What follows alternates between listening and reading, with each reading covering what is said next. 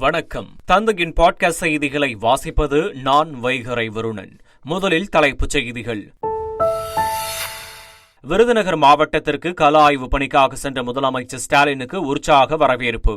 திமுக நிர்வாகிகளுடன் கலந்துரையாடிய முதலமைச்சர் மக்களை ஈர்க்கும் வகையில் பணியாற்றுமாறு அறிவுறுத்தல். 2026 சட்டமன்ற தேர்தலில் தமிழக வெற்றிக் கழகம் ஆட்சியில் அமர கடுமையாக பாடுபட வேண்டும். கட்சி தொண்டர்களுக்கு தாவேகா பொதுச் செயலாளர் புசி ஆனந்த் வேண்டுகோள்.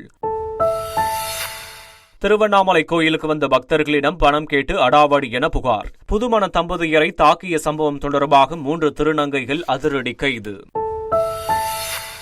திரைப்படம் சீரியல்களில் நடித்த துணை நடிகை போதைப்பொருள் விற்றதாக சென்னையில் கைது. 5 கிராம் மெத்தபட்டமைன் போதைப் பொருளை பறிமுதல் செய்து போலீசார் தீவிர விசாரணை.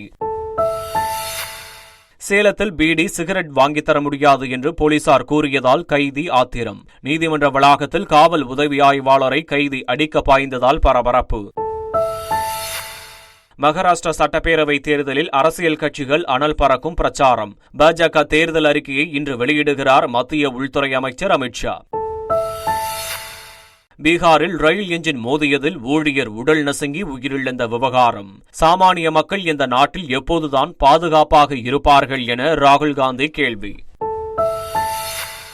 சீனாவின் பனிபடர்ந்த மோகே நகரில் குவிந்து வரும் சுற்றுலா பயணிகள். பனி சிற்பங்களை கண்டுகளித்தும் துருவ மான்களுக்கு உணவளித்தும் ஏராளமானோர் மகிழ்ச்சி. இந்தியா தென்னாப்பிரிக்கா இடையிலான 2வது T20 கிரிக்கெட் போட்டி கெபர்காவில் உள்ள செயின்ட் ஜார்ஜ் பார்க் மைதானத்தில் இன்று இரவு மோதல். இனி விரிவான செய்திகள். விருதுநகர் மாவட்டத்தில் 2 நாள் கள ஆய்வு பணிக்காக சென்றுள்ள முதலமைச்சர் ஸ்டாலின் பல்வேறு நிகழ்ச்சிகளில் பங்கேற்றார். கள ஆய்வு பணிகளுக்கிடையே கட்சி நிர்வாகிகளுடன் கலந்துரையாடிய முதலமைச்சர் ஸ்டாலின், நாடாளுமன்ற தேர்தல் போல் சட்டமன்ற தேர்தலிலும் திமுக கூட்டணி 100% வெற்றியை பெற்று ஆட்சி அமைக்கும் என்று கூறினார். இதனை நினைத்துக் கொண்டு அலட்சியமாகவும் மெத்தனமாகவும் இருந்துவிடக்கூடாது என திமுக நிர்வாகிகளுக்கு முதலமைச்சர் ஸ்டாலின் வலியுறுத்தினார். அரசின் திட்டங்களால் ஒவ்வொரு குடும்பமும் ஏதோ ஒரு வகையில் பயன் பெற்றுள்ளது என்பதை மக்களுக்கு உணர்த்தும்படி பிரச்சாரம் அமைய வேண்டும் என்றும், இளைஞர்கள் மற்றும் மகளிரை ஈர்க்கும் வகையில் பணியாற்றுங்கள் என்றும் கட்சி நிர்வாகிகளுக்கு முதலமைச்சர் ஸ்டாலின் அறிவுறுத்தினார். விருதுநகர் சூலக்கரை பகுதியில் உள்ள அன்னை சத்யா அம்மையார் நினைவு அரசு குழந்தைகள் காப்பகத்தில் முதலமைச்சர் ஸ்டாலின் ஆய்வு மேற்கொண்டார்.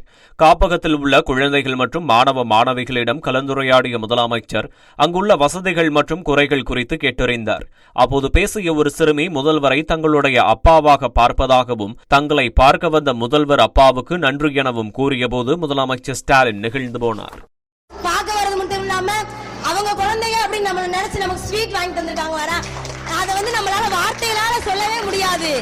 எங்க பெற்றோர் மாணிக்க அப்பா அப்படின்னு சொன்னே நீங்க அப்படியே அந்த ஸ்மைல். எல்லாரும் போயிட்டு வரேன்.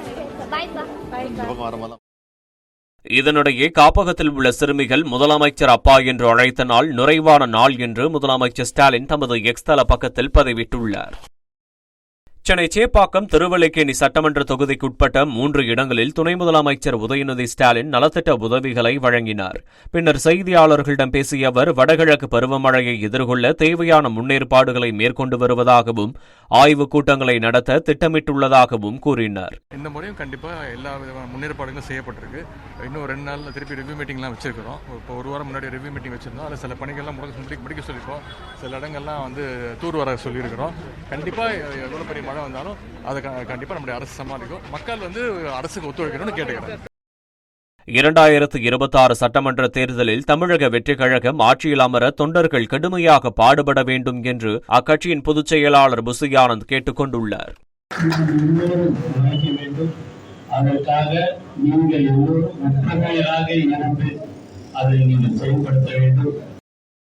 ராமநாதபுரம், சிவகங்கை, மதுரை மாவட்டங்களின் தண்ணீர் தேவைக்காக ஆற்றுப்படுக்கை வழியாக வைகை அணையிலிருந்து இன்று முதல் 27 நாட்களுக்கு 3 கட்டங்களாக தண்ணீர் திறக்க தமிழக அரசு உத்தரவிட்டுள்ளது.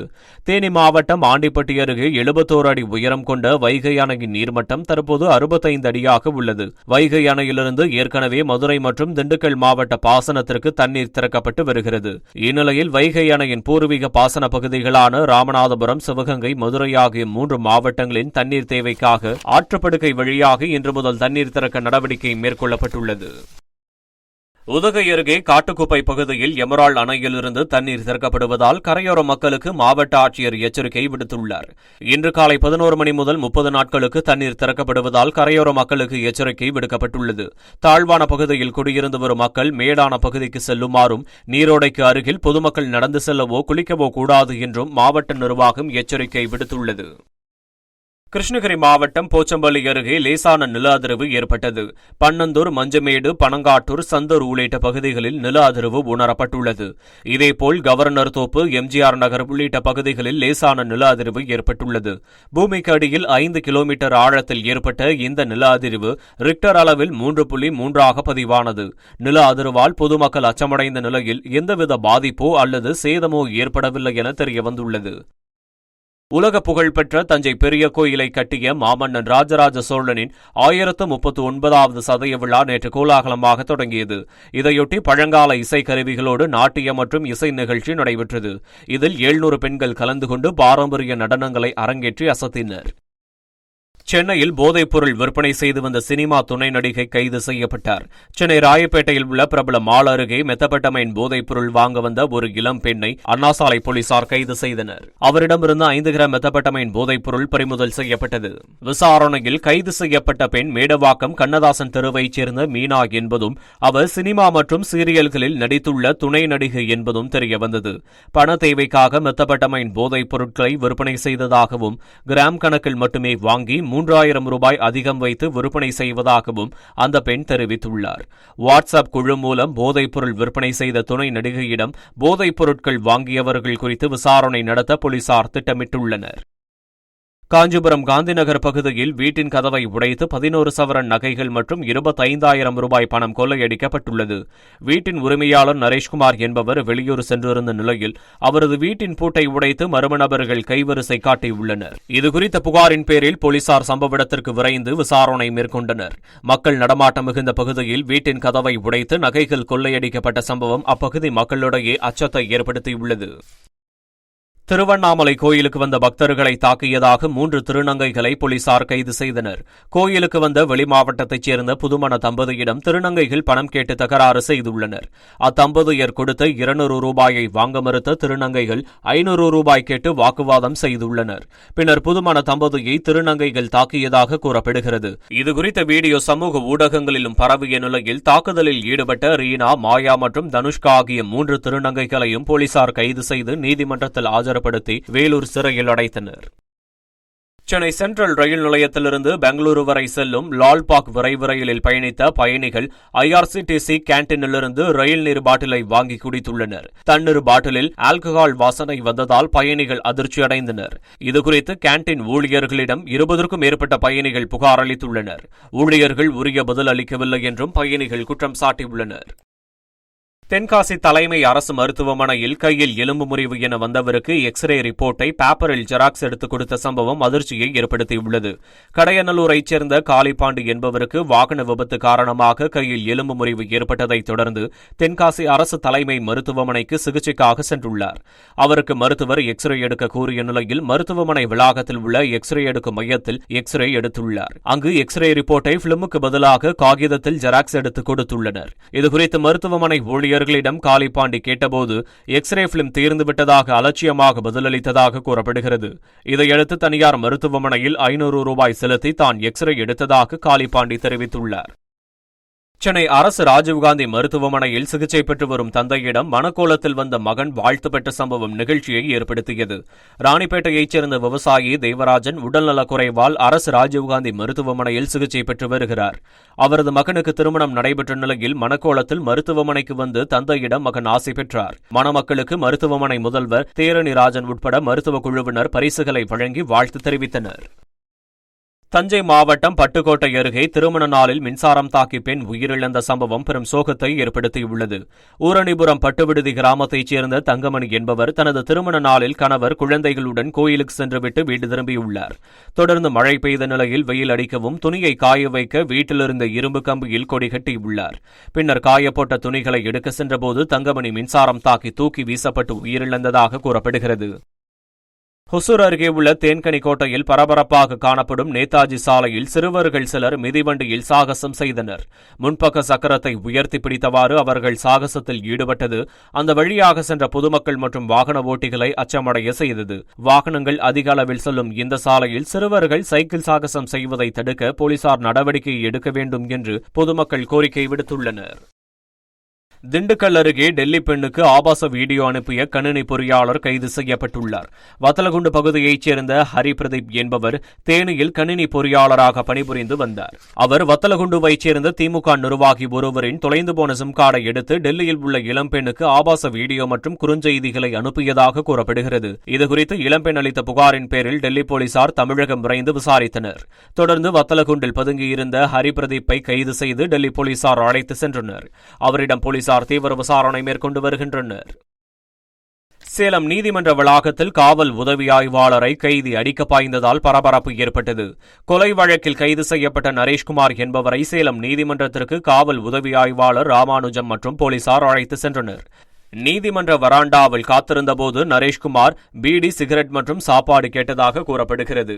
பீடி, சிகரெட் வாங்கித் தர முடியாது என்றும் சிறையில் சாப்பாடு இருப்பதாகவும் கூறியபோது ஆத்திரமடைந்த கைதி காவல் உதவி ஆய்வாளரை அடிக்க பாய்ந்ததால் பரபரப்பு ஏற்பட்டது. மகாராஷ்டிரா சட்டப்பேரவைத் தேர்தலுக்கான பாஜக தேர்தல் அறிக்கையை மத்திய உள்துறை அமைச்சர் அமித்ஷா இன்று வெளியிடுகிறார். 288 தொகுதிகளை கொண்ட மகாராஷ்டிராவிற்கு சட்டப்பேரவைத் தேர்தல் ஒரே கட்டமாக நவம்பர் 20ஆம் தேதி நடைபெறுகிறது. ஆளும் மகாயுதி மற்றும் எதிர்க்கட்சி கூட்டணி தலைவர்கள் அனல் பறக்கும் பிரச்சாரத்தில் ஈடுபட்டுள்ளனர். இந்நிலையில் இன்று பாஜக தேர்தல் அறிக்கையை வெளியிட உள்ளது. காங்கிரஸ் ஏற்கனவே தேர்தல் அறிக்கையை வெளியிட்டுள்ளது குறிப்பிடத்தக்கது. பீகாரில் லக்னோ பரானி எக்ஸ்பிரஸ் ரயிலில் பெட்டிகள் மற்றும் இன்ஜினை இணைக்கும் கப்ளிங்கை பிரித்துக் கொண்டிருந்தபோது இன்ஜின் மோதி அமர்குமார் என்ற ரயில்வே ஊழியர் பரிதாபமாக உயிரிழந்தார். இந்த செய்தியை தனது எக்ஸ் தளத்தில் பகிர்ந்த காங்கிரஸ் எம்பி ராகுல் காந்தி, அதானியை பாதுகாப்பதில் மும்முரமாக இருக்கும் பிரதமர் மோடியின் ஆட்சியில் சாமானியர்கள் எப்போது பாதுகாப்பாக இருப்பார்கள் என கேள்வி எழுப்பியுள்ளார். ரயில்வேயின் நீண்டகால அலட்சியம், புறக்கணிப்பு மற்றும் குறைந்த ஆட்சேர்ப்பு ஆகியவை இந்த விபத்திற்கு காரணம் என ராகுல் காந்தி குற்றம் சாட்டியுள்ளார். திருப்பதி ஏழுமலையான் கோயிலில் 9 டன் எடையுள்ள மலர்களால் புஷ்ப யாகம் நடத்தப்பட்டது. இதையொட்டி திருப்பதி தேவஸ்தானத்தின் தோட்டக்கலைத்துறை அலுவலகத்திலிருந்து ஊழியர்கள் பல்வேறு வகையான மலர்கள், இலைகளை ஊர்வலமாக கொண்டு சென்று அர்ச்சகர்களிடம் ஒப்படைத்தனர். பின்னர் மலையப்ப சுவாமிக்கு 17 வகையான மலர்கள், 6 வகையான இலைகளை கொண்டு புஷ்ப யாகம் நடைபெற்றது. மேலும் தமிழ்நாட்டிலிருந்து 5 டன், கர்நாடகா, ஆந்திரா ஆகிய மாநிலங்களிலிருந்து தலா 2 டன் எடையுள்ள மலர்களை பக்தர்கள் கோயிலுக்கு நன்கொடையாக வழங்கியிருந்தது குறிப்பிடத்தக்கது. சீனாவின் வடக்கு பகுதியில் உள்ள மோகே நகரம் கடுமையான பனிப்பொழிவால் திரும்பும் திசையெல்லாம் வெண்போர்வை போர்த்தியது போன்று காட்சியளிக்கிறது. இதனால் மோகே நகரில் சுற்றுலா பயணிகள் குவிந்து வருகின்றனர். பனிபடர்ந்த ரம்மியமான சூழலில் ரயிலில் பயணத்தை அனுபவிக்கும் சுற்றுலா பயணிகள் பனி சிற்பங்களை கண்டுகளித்தும் பனியில் விளையாடியும் உற்சாகமடைகின்றனர். மேலும் துருவ மான்களுக்கு உணவளித்தும் சுற்றுலா பயணிகள் மகிழ்கின்றனர். அமெரிக்காவின் மெயின் மாகாணத்தில் இரவு வானை வண்ணமயமான வடதுருவ ஒளி அலங்கரித்தது. நார்த்தன் லைட்ஸ் என அழைக்கப்படும் வடதுருவ ஒளி சூரியனிலிருந்து வரும் துகள்கள் பூமியின் காந்த மண்டலத்தில் ஊடுருவி வளிமண்டலத்தில் நுழையும் போது தோன்றுகிறது. காண்போரை பிரமிக்க வைக்கும் வடதுருவ ஒளியின் வீடியோ காட்சி வெளியாகியுள்ளது. இந்தியா தென்னாப்பிரிக்கா இடையிலான 2வது T20 கிரிக்கெட் போட்டி இன்று நடைபெறுகிறது. தென்னாப்பிரிக்கா சென்றுள்ள சூரியகுமார் யாதவ் தலைமையிலான இந்திய கிரிக்கெட் அணி 4 போட்டிகள் கொண்ட T20 தொடரில் விளையாடி வருகிறது. டர்பனில் நடைபெற்ற முதல் போட்டியில் 61 ரன்கள் வித்தியாசத்தில் இந்திய அணி அபார வெற்றி பெற்றது. இந்நிலையில் 2வது போட்டி கெபர்காவில் உள்ள செயின்ட் ஜார்ஜ் பார்க் மைதானத்தில் இந்திய நேரப்படி இன்று இரவு 7:30 மணிக்கு தொடங்குகிறது. இப்போட்டி ரசிகர்களிடையே எதிர்பார்ப்பை ஏற்படுத்தியுள்ளது. மீண்டும் தலைப்புச் செய்திகள். விருதுநகர் மாவட்டத்திற்கு கள ஆய்வு பணிக்காக சென்ற முதலமைச்சர் ஸ்டாலினுக்கு உற்சாக வரவேற்பு. திமுக நிர்வாகிகளுடன் கலந்துரையாடிய முதலமைச்சர் மக்களை ஈர்க்கும் வகையில் பணியாற்றுமாறு அறிவுறுத்தல். 2026 சட்டமன்ற தேர்தலில் தமிழக வெற்றிக் கழகம் ஆட்சியில் அமர கடுமையாக பாடுபட வேண்டும். கட்சி தொண்டர்களுக்கு தாவேகா பொதுச் செயலாளர் புசி ஆனந்த் வேண்டுகோள். திருவண்ணாமலை கோயிலுக்கு வந்த பக்தர்களிடம் பணம் கேட்டு அடாவடி என புகார். புதுமண தம்பதியரை தாக்கிய சம்பவம் தொடர்பாக 3 திருநங்கைகள் அதிரடி கைது. திரைப்படம், சீரியல்களில் நடித்த துணை நடிகை போதைப்பொருள் விற்றதாக சென்னையில் கைது. 5 கிராம் மெத்தபட்டமைன் போதைப் பொருளை பறிமுதல் செய்து போலீசார் தீவிர விசாரணை. சேலத்தில் பீடி, சிகரெட் வாங்கித் தர முடியாது என்று போலீசார் கூறியதால் கைதி ஆத்திரம். நீதிமன்ற வளாகத்தில் காவல் உதவி ஆய்வாளரை கைதி அடிக்க பாய்ந்ததால் பரபரப்பு. மகாராஷ்டிரா சட்டப்பேரவை தேர்தலில் அரசியல் கட்சிகள் அனல் பறக்கும் பிரச்சாரம். பாஜக தேர்தல் அறிக்கையை இன்று வெளியிடுகிறார் மத்திய உள்துறை அமைச்சர் அமித்ஷா. பீகாரில் ரயில் என்ஜின் மோதியதில் ஊழியர் உடல் நசுங்கி உயிரிழந்த விவகாரம். சாமானிய மக்கள் இந்த நாட்டில் எப்போதுதான் பாதுகாப்பாக இருப்பார்கள் என ராகுல் காந்தி கேள்வி. சீனாவின் பனிபடர்ந்த மோகே நகரில் குவிந்து வரும் சுற்றுலா பயணிகள். பனி சிற்பங்களை கண்டுகளித்தும் துருவ மான்களுக்கு உணவளித்தும் ஏராளமானோர் மகிழ்ச்சி. இந்தியா தென்னாப்பிரிக்கா இடையிலான 2வது T20 கிரிக்கெட் போட்டி கெபர்காவில் உள்ள செயின்ட் ஜார்ஜ் பார்க் மைதானத்தில் இன்று இரவு மோதல். இத்துடன் தந்தையின் பாட்காஸ்ட் செய்திகள் நிறைவடைந்தன. வணக்கம்.